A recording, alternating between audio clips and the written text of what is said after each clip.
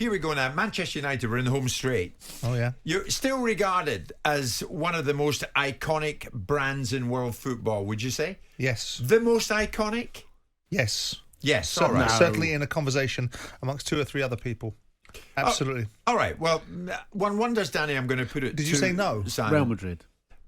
Okay, in a conversation with Real Well, Madrid. let's get to it, though. If there has Shall been we? a diminishing of that brand image, how much has it diminished? Because we wake up to the news this morning that the value of Manchester United has decreased by more than £500 million. Has it? Amidst uncertainty over the ownership situation. Says who? Well, the stock market What's are the telling stock us market that. got to do with anything? Says who? We'll go on. Where do you think this news is coming from? Well, I'm just wondering, first of all, the only time something's worth something is when you sell it, and they're not selling it. So it's irrelevant that Well, the stock price has dropped. the share price on the New York Stock Exchange at one stage dropped by 21% on Tuesday. But it's irrelevant because their market capitalisation is $3.7 billion and they've turned down offers of $6 billion. So their share price is incidental.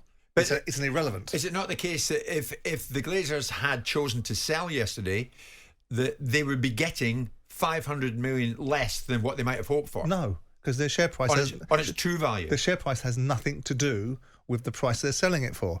Their market capitalisation at this moment in time is $19 a share. By the way, November last year, it was $12 a share. Right, it's now less than it was a week ago. It's $23 a share a week ago. It's now 19. But that's irrelevant because they're not selling it now. The only time something is worth something is when you sell it, and they're not selling it now. Well, and also, when they were selling it, the $6 billion sterling that they've turned down bears no resemblance to their share price. Do you accept the value of Manchester United plummeted yesterday by more than £500 million? No. $500 million. No. Which then spreads growing uncertainty over the future ownership of the club. No. Because they weren't selling it on the basis of their share price. What you're saying is to somebody listening is that the buyer, to somebody listening, I think there's a few of them. as in somebody like me who's not very clued up like Simon on these business transactions and how the market works, is that the buyer... Have you heard that Man United were going for £6 billion? Yes. Right. So the buyer doesn't care about the share price, is what you're saying. No, it's not ideal to have the share price reduced, but it's an incidental because they're not selling at this moment in time. But if they decided to. So when their share price bounces back in a few weeks' time or a few months' time, or they delist the business and decide to sell it to the latest Middle Eastern investor, it's not going to bear any resemblance to their share price. Their share price is $19 a share. That gives them a market capitalisation of $3.5 billion.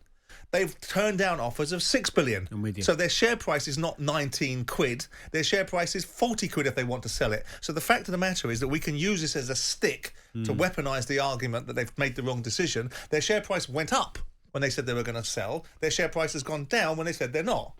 But none of these are relevant because they're not selling. So a bit like listening to the complicated details of the poor VAR decisions. They're not relevant. They don't matter. Well, I think what's more relevant is understanding what you needed to have in those hampers for you to have kept them.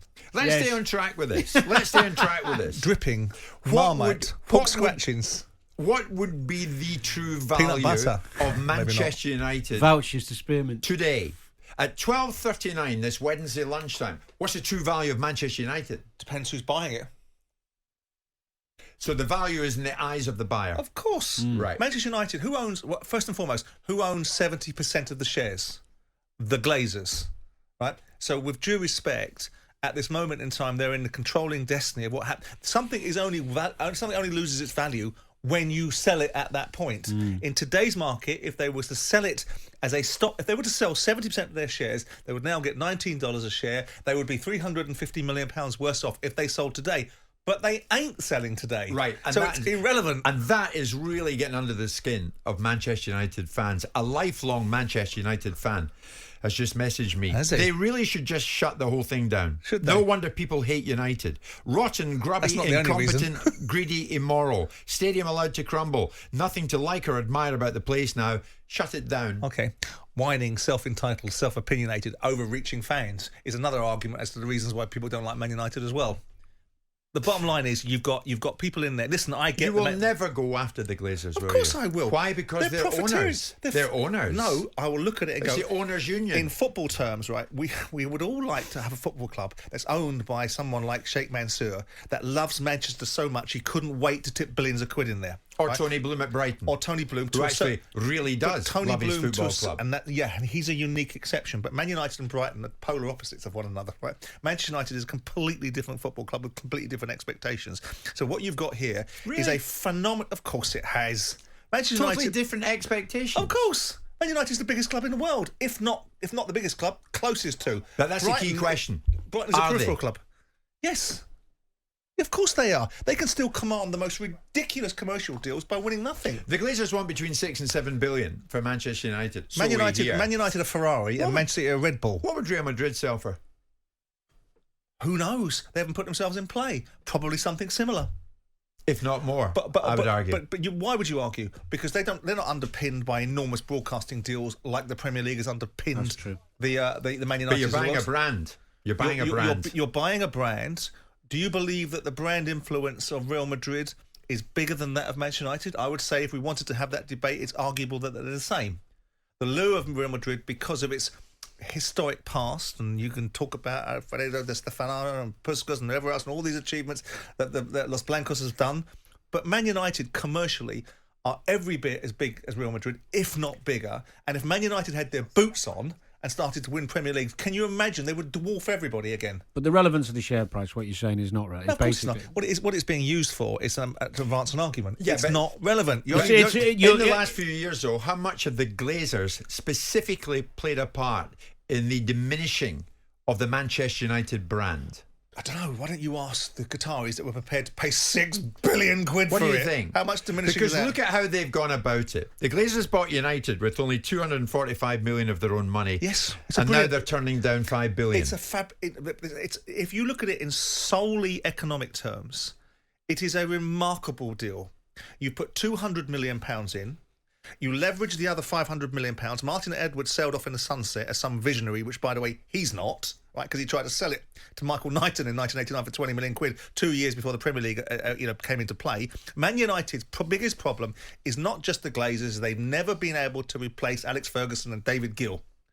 And once upon a time, they had a generational manager in Matt Busby. They had another generational manager in Alex Ferguson. And they can't find one now. And there would always be this rancour about what the Glazers did.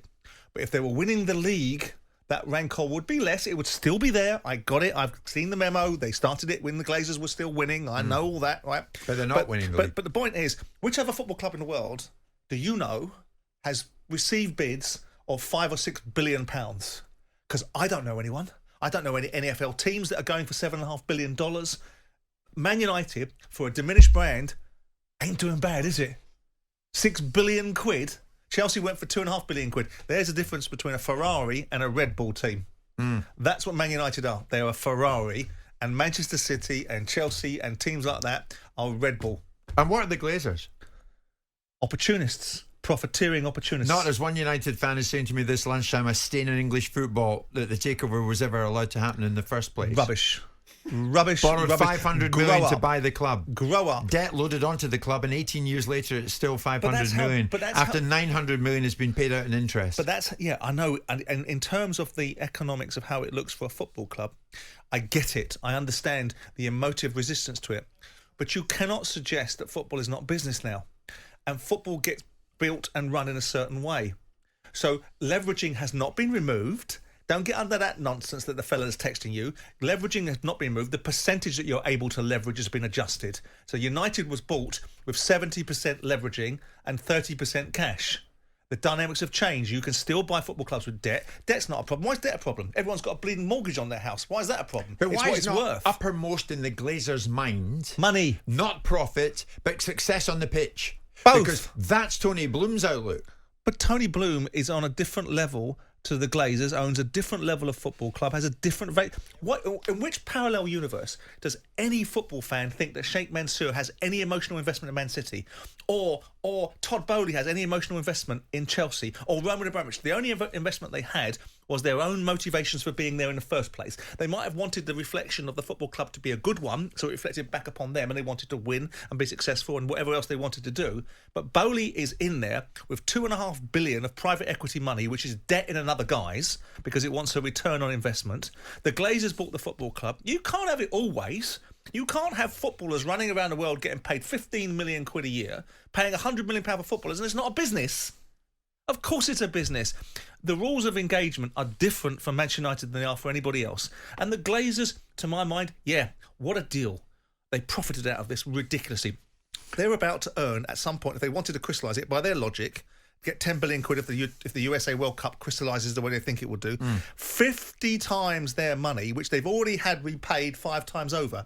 Anybody else... You admire that? I admire it from a business point of view. I don't admire it from the reality of what it's done to a football club that's constantly in a state of division right now. And that's why you shouldn't admire it.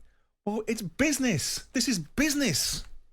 I mean, what I don't understand. I understand it's more than that, but this is an iconic club supported by millions around the world of good fans. But look at Barcelona. And you admire their business project. But look at Barcelona. This time last year, you were going on about Barcelona was in meltdown and the fact that they'd geared and engineered and borrowed and whatever else.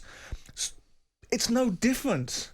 It's no different than any other walk of life. Football. Why are Barcelona fans not protesting at every home game? Because maybe they don't have a divisive media constantly pushing an ill-educated narrative. At last, we might be getting closer to an end to all this, because as recently as last night, sources close to the sales process insisted Reynolds, the New York bank commissioned by the Glazers to sell the club, was still working to secure a deal. Oh, yeah. Let's see what happens. Jim White and Simon Jordan. Monday to Friday mornings from 10 on AM, on DAB, via the talkSPORT app and on your smart speaker. talkSPORT.